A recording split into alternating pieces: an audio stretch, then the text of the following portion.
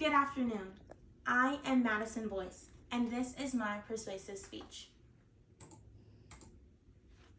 Imagine someone came up to you and said, you can make $30,000 to $55,000. All you have to do is be pregnant, and you don't even have to raise the baby. Being pregnant is easy enough, right? Is it? My proposition today is to convince you that surrogacy should be banned in the United States. Why should I listen to you?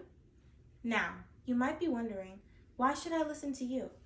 And to that I say, you should listen to me because I am here to state facts, explain concepts, and convince you exactly why surrogacy should be banned in the US. Today, I will only be going over 3 of the various reasons why surrogacy should be banned in the US.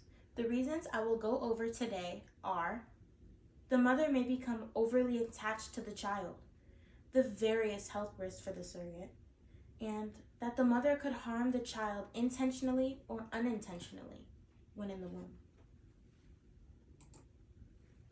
My first main point is motherly attachment. But first, what is surrogacy anyway? According to WebMD, a surrogate is a woman who gets artificially inseminated with her father's sperm.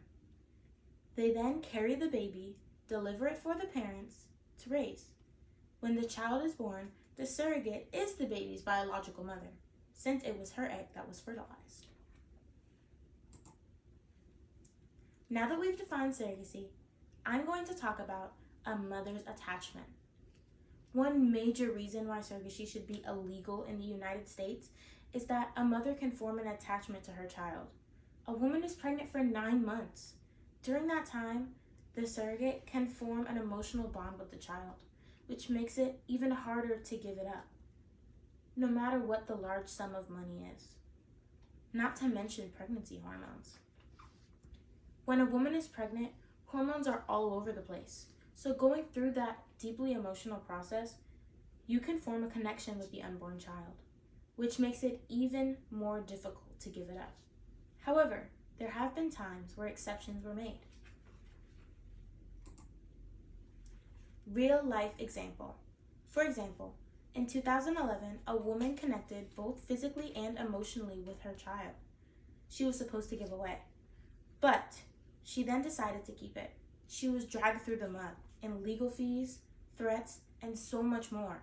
However, the connection and love for her child was what helped her push through. The judge then ruled that the 6-month-old child had bonded with her mother and allowed her to keep it. So this transfer was unsuccessful.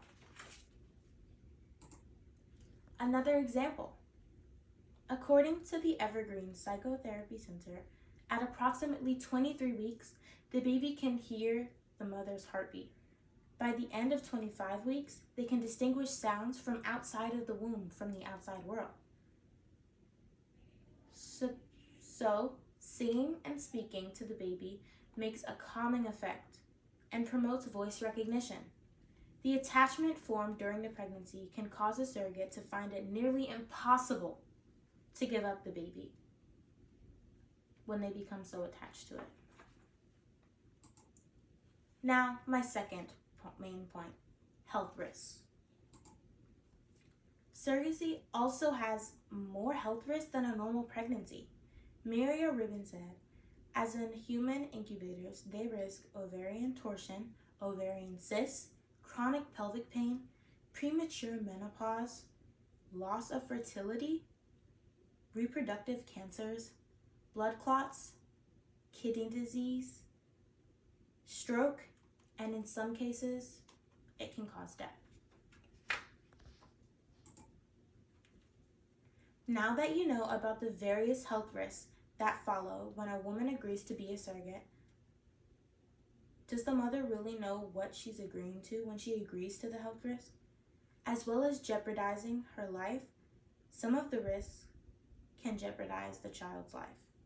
Not to mention all the high-risk tests, injections that must happen prior to the pregnancy.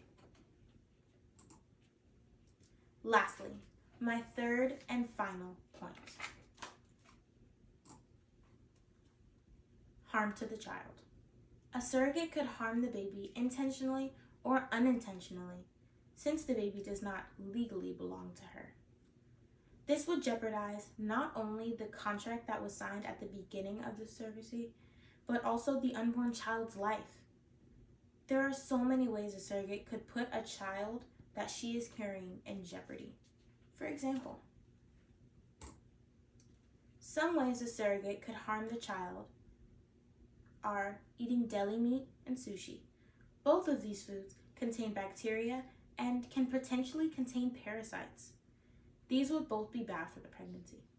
Smoking and vaping are also both terrible things to do when pregnant because it can cause damage to the baby's lungs and brain.